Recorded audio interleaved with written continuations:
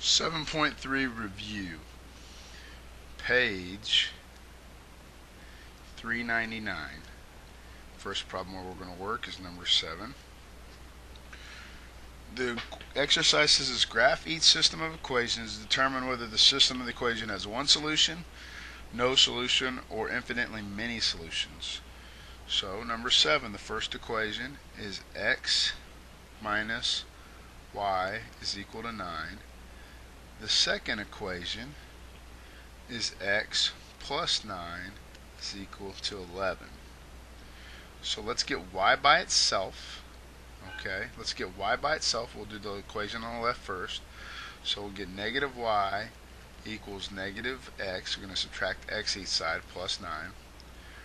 Now we're going to make y positive, so we're going to multiply everything by negative 1. So all that means is we're going to flip the signs on everything. So y equals x minus 9. So now that is in slope-intercept form for equation number 1. So we can graph that in a second. Equation number 2, we're going to get y by itself, so we're going to subtract x. So y equals negative x plus 11. Okay, so let's just look at number 1 again.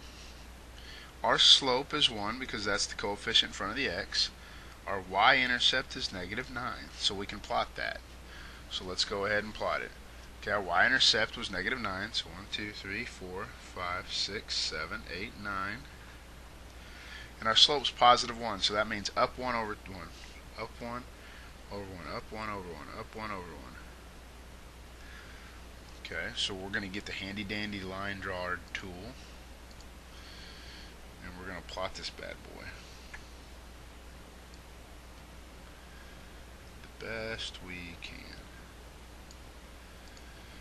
Alright, number 2, or equation 2, has a negative slope, but it has a y-intercept of 11. So 1, 2, 3, 4, 5, 6, 7, 8, 9, 10, 11. And it has a negative slope, so that means it's going to go down and to the right. So let's get our line tool here, plot it.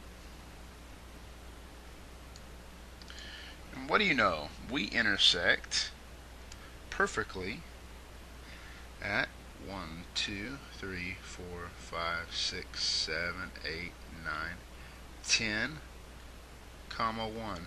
So our x value for both equations equals 10, and our y value for both of them equals 1. So you can plug that in and you see that works both times, so that's perfect.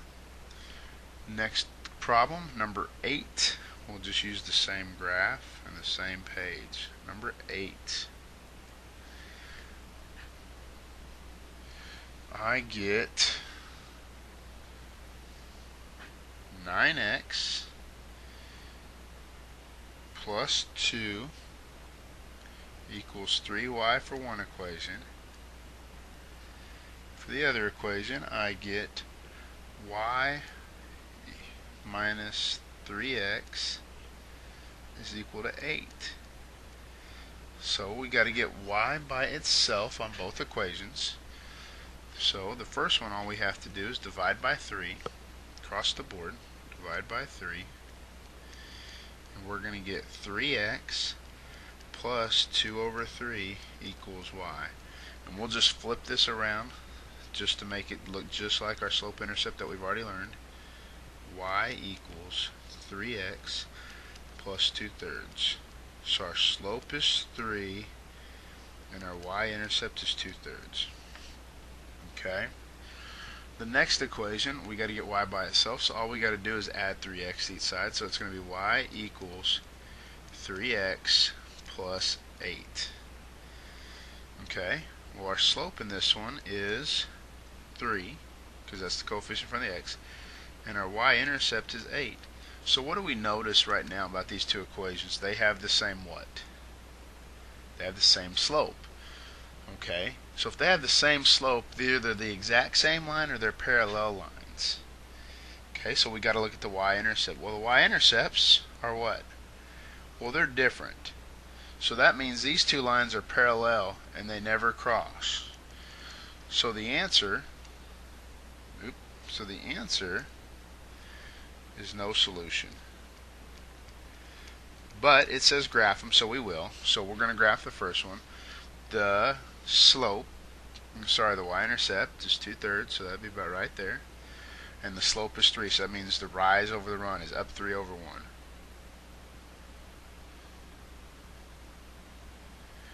Okay, so we can plot that one to the best of our ability. Again, graphing is not an exact science, that's why it's not the preferred method. Okay, so the second equation had a y-intercept of 8, which I just plotted, and it has a slope of 3, so rise over run is 3/1. So we can plot that one now.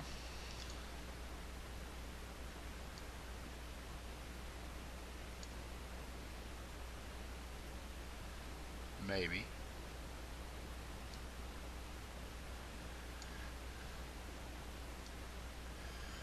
And you get the gist. It is a parallel line and they will never intersect. So there's no solution for that one. Alright, going on. Number 12 on the next page, I presume. Okay, we got two equations. Okay, equation 1 is x equals 3 minus 2y. Okay, equation 2 is, I'm going to do this in a different color, 2x plus 4y equals 6. This equation is already pretty much set for us for just substitution. Since we have x equals 3 minus 2y, in equation 2, let's just replace the x with our terms that we have, and let's solve. So let's rewrite equation 2, but instead of using the x value, let's use what x is, which is 3 minus 2y. Just substitute 3 minus 2y for the x, plus 4y equals 6. So let's do distributive property. 2 times 3 is 6, and 2 times negative 2y is negative 4y, plus 4y equals 6. Something's going to happen here.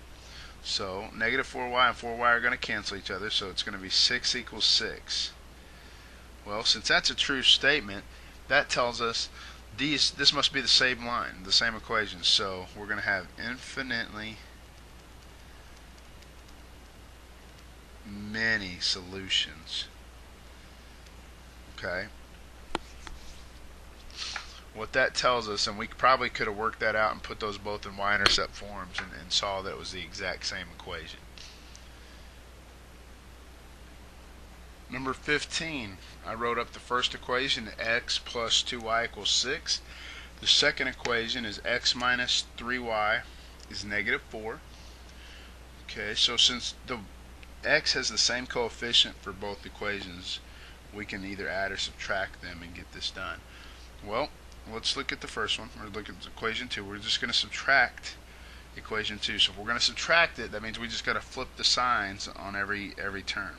So it's going to become a negative x, that negative 3y is going to become a positive 3y, and that negative 4 is going to become a positive 4. So now we can just simply add these two terms together, these two equations together. X minus x is 0. 2y plus 3y is 5y, and 6 plus 4 is 10. So 5y equals 10. Divide each side by 5. We're going to get y is equal to 2. Okay, so that's part of the equation. So let's pick equation 1. Let's rewrite it and solve for x. X plus 2y is equal to 6. Alright, so x plus 2, but instead of y, we're going to put what we solved for, the 2. And again, that comes from, since we solve y equals 2, we're just going to plug it right in there, which is equal to 6, which we can rewrite as x plus 4 is equal to 6. Subtract 4 to each side, and we get x is equal to 2 as well. So you can double check your work to make sure it makes sense. So your solution set is 2, 2. Number 16. 2m minus n equals 5. That's the first equation. The second equation is 2m plus n is equal to 3. Well, since our n's have the same coefficient and they're already, one's positive, one's negative, we can just add these together just the way they are. So 2m plus 2m is 4m. The n's are going to cancel, and 5 plus 3 is 8. So we're going to be able to solve, divide each side, so we get 4m equals 8, so we divide each side by 4, so m is equal to 2. Okay, I'm going to rewrite the second equation. 2m plus n. I did the second equation since the n was already positive. Less work for us. Okay.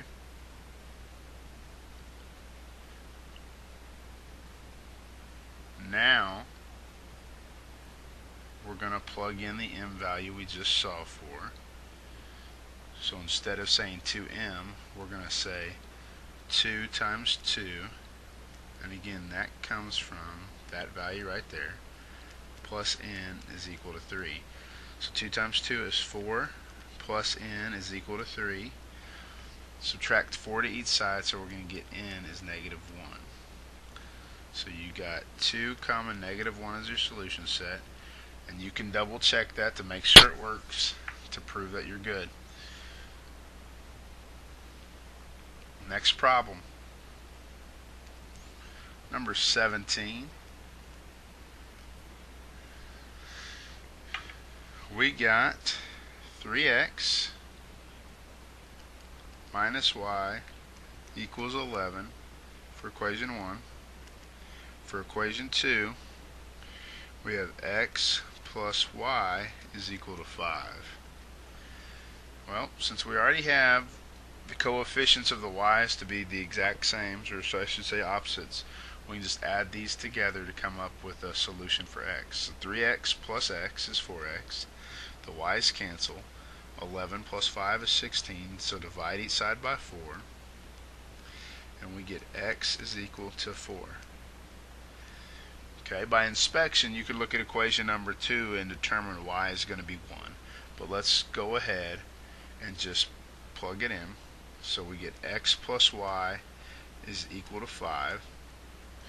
X is 4, so we're just going to plug that in. Again, that comes from what we solved earlier.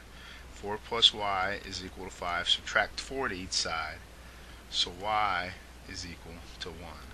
So our solution set for number 17 is x is 4 and y is 1.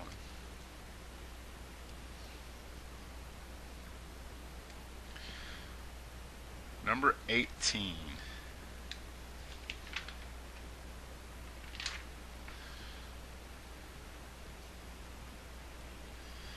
We got two equations. The first equation is 3x plus 1 is equal to negative 7y. Oh no.